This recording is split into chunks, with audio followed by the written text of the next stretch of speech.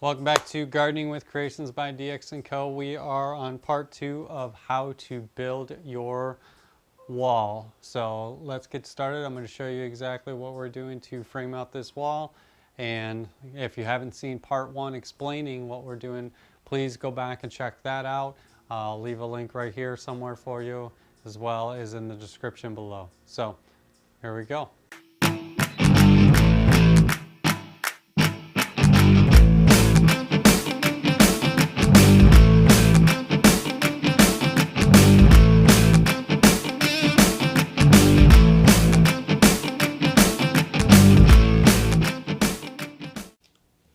Okay, so I'm going to start by taking one of my base plates. They're not screwed together yet. They're not connected to the ground. And I'm going to do my base plate, my studs for my wall. The studs are the ones that run vertically. And then my top plate. Screw all those together. And then we'll screw on that secondary bottom plate before we level it on the wall. So let me grab the next set of 2x4s here. Now, important thing to note, you want your 2x4s to be 16 inches on center. So the first thing we should do is actually mark where our studs are going to go. So we're going to have one stud here that we know is going to be on our end. That's going to be an 1.5 inches thick.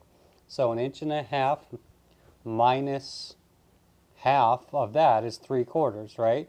So 3/4 is going to be our center line. So if we take that 3/4 and then we go 16 inches, we know that that's going to be the center of our next stud. So if we wanted to, we could mark 3/4, 16 inches and 3/4, and then 15 inches and 1/4. That gives us both sides of our stud. So we know, I'm going to go ahead and just put an X on the middle line. That tells me that's my center. So then 16 plus 16 is 32. So I'll go ahead and mark my next stud there. 32 3/4, 31 1/4. Put my X. So now I know I need my first stud, second stud, third stud. And then remember on the end I told you we're going to need a king stud and we're going to need a jack stud. So our jack stud's going to go on our very end, because that's where we're framing out for the door, is this very end. So we're going to put a stud there. So we're going to go ahead and just swing it around, get my measuring tape on the other end here, and we're going to go ahead and do the same thing we did on the other end. 1.5 inches thick stud, okay? And then we know that minus 3/4 is our 3/4 mark. That's our center line. So we know that that's going to be our first stud there. But we're actually going to be putting our king stud, which is going to be the same size as our other studs. Our king stud is actually going to be right next to that. So 3 inches overall is going to be our total. So minus 3/4, our center of that stud is going to be at 2 1/4. It's going to be our center mark. So we should be 1.5 inches difference, which we are. Now, if you take our original third stud, stud number 3, and we move over, we're only 13 inches to our center mark. Well, in fact, not even 13. We're at 12 3/4, excuse me. So obviously we're not 16 inches on center with that, but that's okay. The point is we want to be 16 inches on center where we can be. And that's just a standard. You can also go 24 inches on center. So most of your floor joists, things like that, will always be 24 inches on center. A wall like this could very well be 24 inches on center because it's not a structural wall. It's just a cosmetic wall, if you will. But the reason that I'm doing 16 inches on center is because on the outside of this wall, on the garage side, I'm going to be hanging tools. So the more studs I have, the better. The inside of the wall, we're going to be possibly putting corrals, if you will, for the animals. So the more studs I have, again, the better framing I can do on the inside. So now that we've got our studs marked out for our bottom plate, it's time to get our 8-foot studs. Now, we won't touch the jack stud just yet. We're going to go ahead and put in the 1, 2, 3, 4 out studs, and then we will worry about our jack stud. And I'll show you exactly how we're going to measure and cut our jack stud to length, so that way we frame out our door properly. So let me go ahead and grab the rest of these studs, and I'll show you exactly what we're doing to put them together. All right, so now that we've got our studs all set here in roughly the right place here, I am using 2.5-inch screws. Now, if you have access to a nail gun, you certainly can use like framing nails, or you can use screws. The screws I have, I just happen to have on hand. They're 2.5-inch deck screws. So I'm going to start by doing this outside board, and I am just making it flush on the outside. And as you can see, it's lined up. I've got my marks ended up perfect. I've got my center mark. I've got my line mark there. Everything's good to go. So I'm going to put a screw from the bottom of plate. I'm going to put one kind of close to the top. I'll bring it in and show you afterwards. And kind of close to the bottom. So I'm going to put 2 screws. The reason we're doing 2, even if you're using nails, is so the board doesn't twist inside the wall. You want at least 2 screws in there, or 2 nails in there, so that way it doesn't twist and it's not floppy, if you will. So I'm going to go ahead.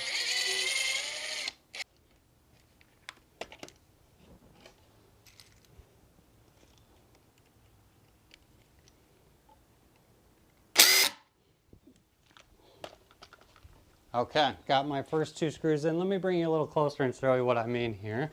So there you go. You can see there I've got just 2 screws. One not too close to the edge because you don't want the wood to split. Even though this wood is splitting, that's okay. It doesn't matter. It's not splitting because of the nails. And then let me show you how we did our marks. So you can see we're right on our line. There's our center line. We've marked out the next stud, so this stud will fit right in between those lines there. And then you can see we went ahead and put the X on the center. That's just for my own benefit. That's not necessary. You don't even have to mark the lines like this, just kind of roughly where you want your studs. And there's our king and our jack stud.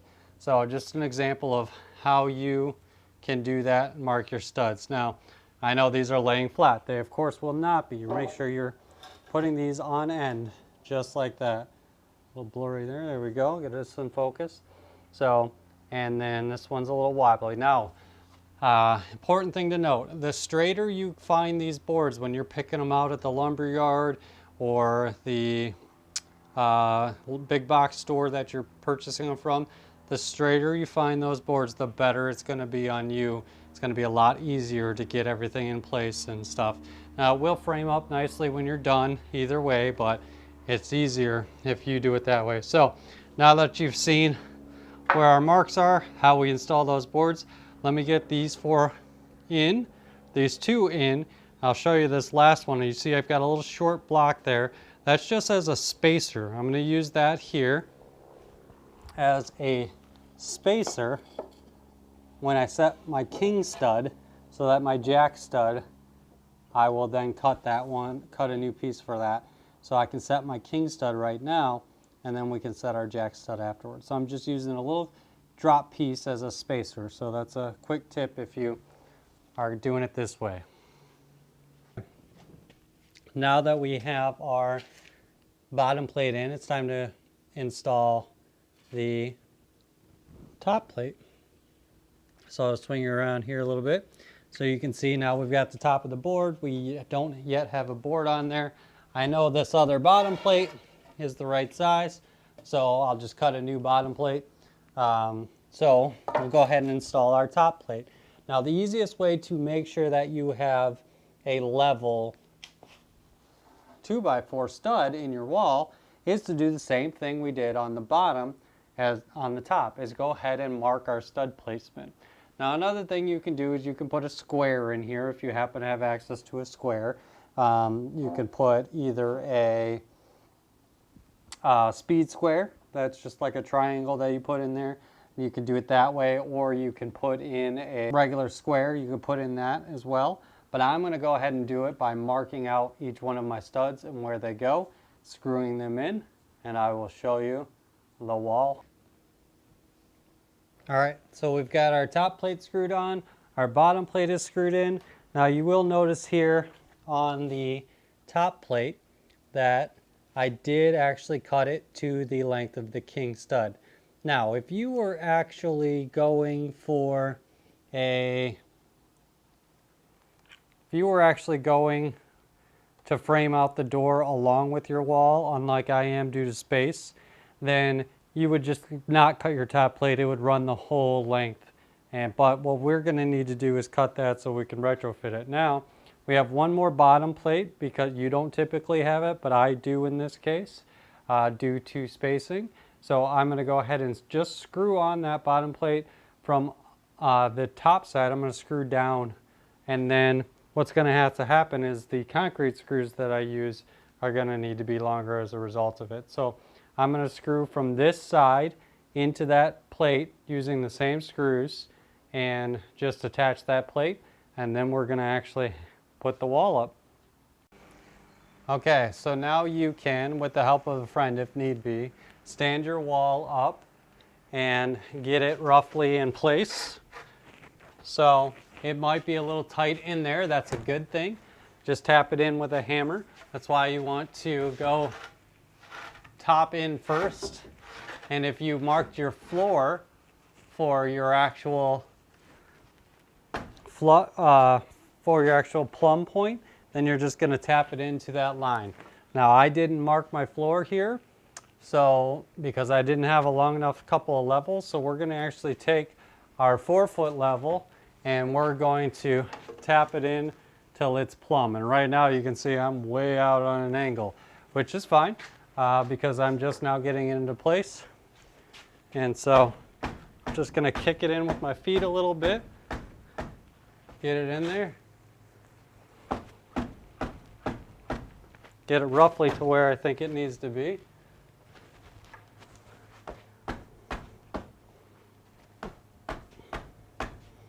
Now the other thing is you want to make sure that you're staying in measurement with your wall. Now I happen to be lining it up with this outside edge here, so that should be fine. Now that my wall is roughly in there, I'm going to throw this on there, and ironically that is perfectly plumb. This one is not, however, so we're going to have to, when we screw it in at the top, we're going to have to make sure that we adjust for that a little bit. But yeah, that's pretty good. So what I'll do when I continue my doorway is draw a straight line across, so that way I know I make sure I keep myself in the same spot. But either way, we should be running along this joist, so that's the important part. Now I want to go flush with this, a little back from this outside edge and not flush with it, because I want my drywall to even up with this outside edge of drywall. So that's why my 2x4 back there, or my top header, is just a little off. Now I'll be using 1/2 inch drywall, so I'm only going to go about a 1/2 inch. The right thing to do would be to mark that on your wall at the top, and then that way you can plumb as you go down. Now you don't need to do this part, screw this one into this side wall, but that's what I'm going to do just to hold everything in place. And then I'll screw in some top screws, and then the most important part is getting your screws down into your concrete. I will be using concrete screws for that, pre-drilling using concrete screws. I may have to go out and buy some that are longer because I had to double up on that bottom plate as we talked about. But typically you could also use a nail gun. They make specific nail guns that actually use a cartridge that's actually like a shotgun cartridge. And I've used those in the past. They work great for this. They go much faster. So if you have the time, that's the way to go, or if you have access to that tool or want to rent one. But I'm going to be screwing through this concrete with actual drill bit and drilling it in. So, but let me go ahead and get this thing plumbed up and screwed in. But you can see already we've got the start of our first wall. That's very exciting, because that makes you feel like the rest. I know I have not put in my jack stud like we talked about yet. That's on purpose. We will cover that after we build the second wall, we will cover how to put in the jack stud, frame out the header for the door with our crippler studs and our header studs there. And then we'll actually go through framing the door, running electrical, so on and so forth. So that's it for today, guys. Stay tuned for some more in the future. If you haven't already, please make sure you subscribe. Go ahead and like this video, share it out to somebody else. This is something that is very passionate for us, is just getting this rescue up and going for the animals. We will be heating and insulating this as well for the animals. So, you know, that's where I'll show you guys all of that along the way. If you guys want to help out, donate, you know, there's a super thanks on my channel, on my wife's channel. Just help her get subscribers so that way we can build this channel. Or if you want to contact us via email, so on and so forth. Really appreciate it, guys. Thanks again for watching, and I hope you guys are staying safe.